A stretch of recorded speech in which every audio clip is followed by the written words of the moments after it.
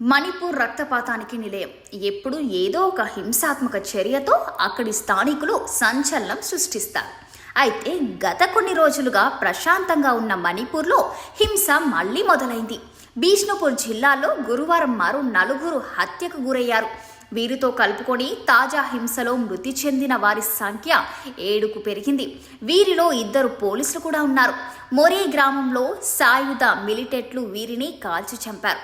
మరో గ్రామంలో దుండగులతో జరిగిన ఎదురు కాల్పుల్లో విలేజ్ వాలంటీర్ మృతి చెందారు. రిజర్వేషన్ల విషయంలో కూకీలు మెయింటీలకు మధ్య రేకెత్తిన అల్లలతో అల్లకల్లోలంగా మారిన మణిపూర్లో ఇటీవల జరిగిన ఘర్షణలో 175 మందికి పైగా ప్రాణాలు కోల్పోయారు. వందలాది మంది గాయపడ్డారు. ఆ తర్వాత కొన్ని రోజుల పాటు ప్రశాంతంగా ఉన్న రాష్ట్రంలో మళ్లీ ఘర్షణలు మొదలయ్యాయి. తాజాగా గత 48 గంటల్లో 7 ప్రాణాలు కోల్పోవడం తీవ్రతకు అద్దం పడుతోంది. తాజా ఘర్షణల నేపథ్యంలో ప్రజలు భయంగా గడుపుతున్నారు.